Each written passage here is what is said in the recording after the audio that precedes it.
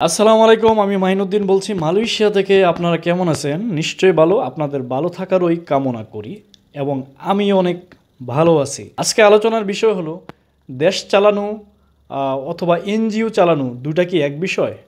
না, দুইটা মোটেও এক বিষয় না। এনজিওতে আপনি যখন যাকে ইচ্ছা নিয়োগ দিতে পারবেন, যখন যাকে ইচ্ছা হয় তাকে চাকরির থেকে নট করে দিতে পারেন বা চাকরি থেকে বের করে দিতে পারেন। তবে দেশ চালানোর ক্ষেত্রে এটা পারবেন না। আর যদি এটা করার চেষ্টা করা হয় তাহলেই ধরে নেওয়া হবে আপনারাও স্বৈরাচারের পথে হাঁটতেছেন। আর বাংলাদেশে স্বৈরাচারের পরিণতি কি হয়েছিল আপনারা ভালো করেই জানেন। মোস্তফা ফারুকী, তাকে যে আপনারা নিয়োগ দিলেন, তাকে কিভাবে নিয়োগ দিলেন?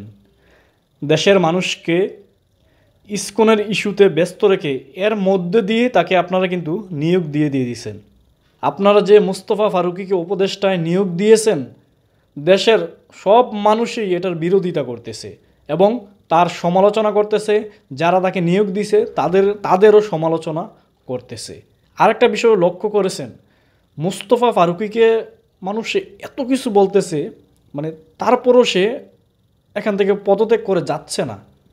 আমার কি মনে হয় জানেন, এই লুকটা মনে হয় আওয়ামী লীগের লাইট ভার্সন। কারণ আওয়ামী লীগের এমপি মন্ত্রীরা যত অন্যায়, অবিচার, অত্যাচার, জুলুম, নির্যাতন, খুন যত অপরাধ করুক, যদি তার পদত্যাগের দাবি করা হতো তারা কখনো পদত্যাগ করে নাই।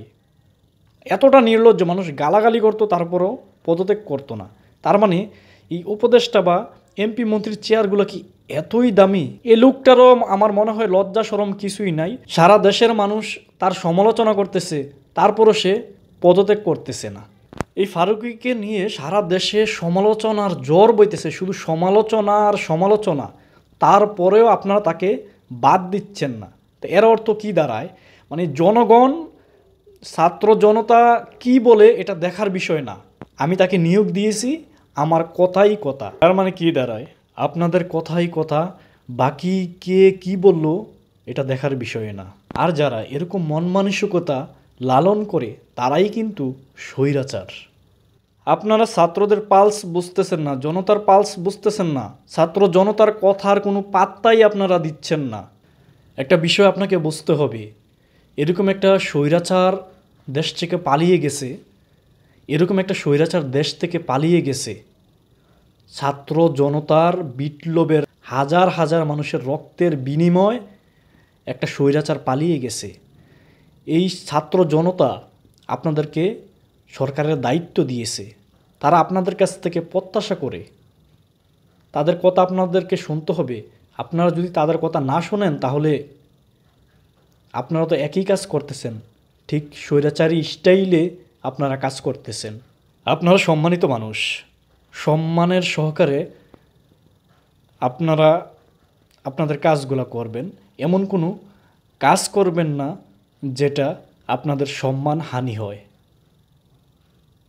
আমি চাচ্ছি না আপনাদেরকে কেউ সম্মান হানি করে কথা বলুক। আপনারা জনগণের কথা শুনুন, আপনারা বিবেচনা করুন, তারা কি বলতেছে এই বিষয়গুলো বিবেচনা করে আপনারা সিদ্ধান্ত নিন। আপনারা আপনি একজন উপদেষ্টা নিয়োগ দিয়ে দিচ্ছেন, এটা তো কোনো কথা না। এটা তো কোনো মানে আইন অনুযায়ী কাজ হচ্ছে না।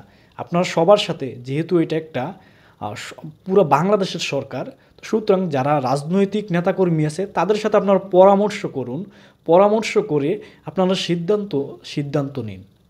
তাহলে আপনাদের এই সিদ্ধান্তটা দেশের মানুষ গ্রহণ করবে। আর আপনারা যদি সবার সিদ্ধান্ত না নিয়ে নিজের মন গড়া কাজ করেন তাহলে কিন্তু ওই যে বলতেছি না, এনজিও চালানো এবং দেশ চালানো কিন্তু এক বিষয় না। এনজিও যারা চালায় তারা কিন্তু এক ধরনের স্বৈরাচার। তো আপনাদেরকেও স্বৈরাচার বলা হতে পারে। ভালো থাকবেন সবাই। আল্লাহ হাফিজ।